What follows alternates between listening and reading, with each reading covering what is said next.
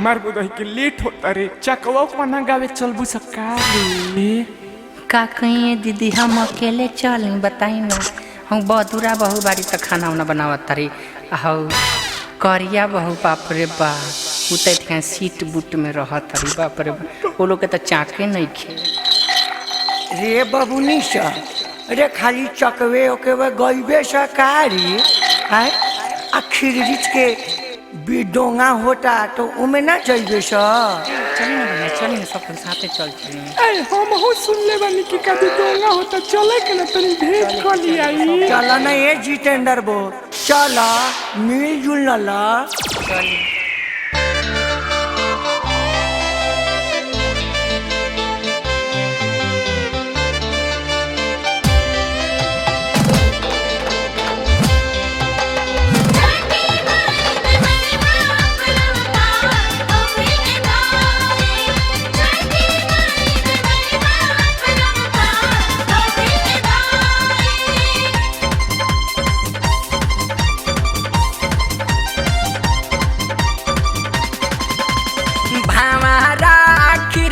जई है ससुरा का जरवटा चाही रे भामारा भामारा ये गाँव के लोहारा के सुनीलवा नमरे भामारा भामारा बेला रघुनाथपुर के हवे रे भामारा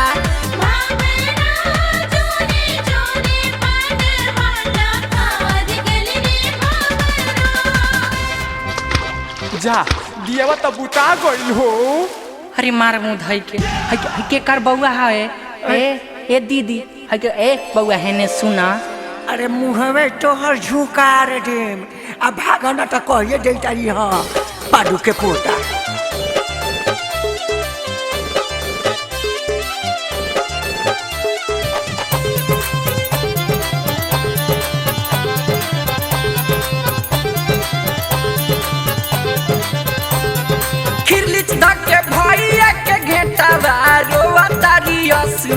ढाल खिरलिच धके भैया के घेटावा रोवा तारी असुआ ढाल डोली लौटाई दे भैया जाइब नहीं हम ससुराल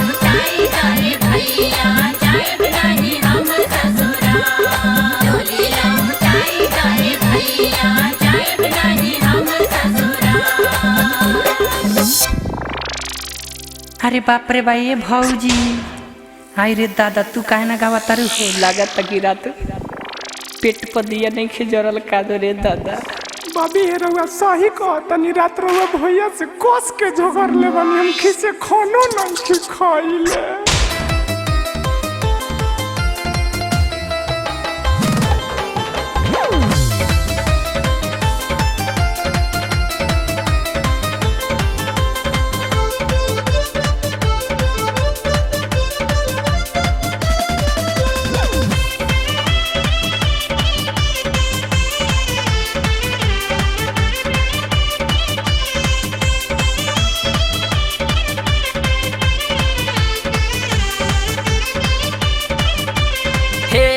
बहिनी चुप रहा खीरा लीचे हो बहिना हम आइब तोहरा ससुराल हे बहिनी दौरा में धके अपना ठेकुआ चिउरावा लेके आइब कान्हा वाप भार लेके आइब कान्हा वाप भार ये बहिना लेके आइब कान्हा वाप भार हो अरे बहिनी चुप रहा खीरा लीचहो बहिना हम आइब तोहरा ससुराल हे बहिना चुप रहा खीरा लीचहो बहिना हम आइब तोहरा ससुराल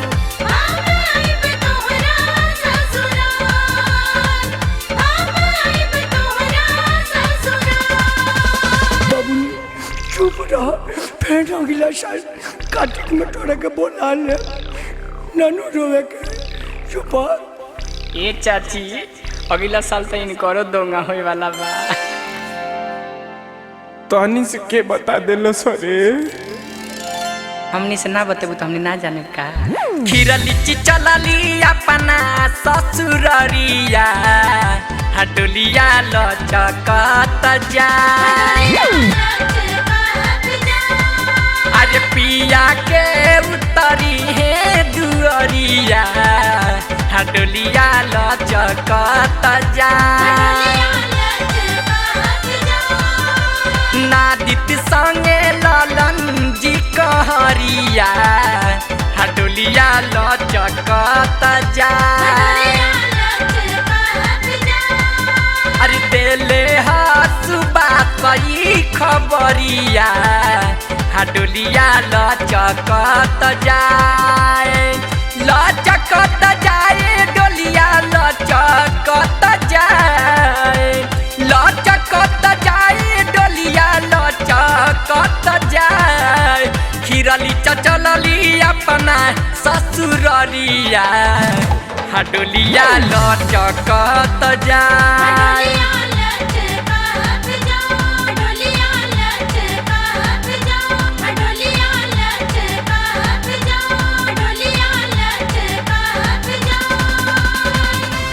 ए दीदी हमने का तो मोतिहारी आली बारी तो हमने तो गा लेनी। ए छप रही है भौजी तारा कने कैसे गावल जाला हो? बक हमरा लाज लगत बक रउआ लोग गाई ना। अरे ज्यादा हमनी तो सब केहू मेहरारू लोग न बारी गाओ। का करबे बाबू निशा ई रात में तो खाली गावेली।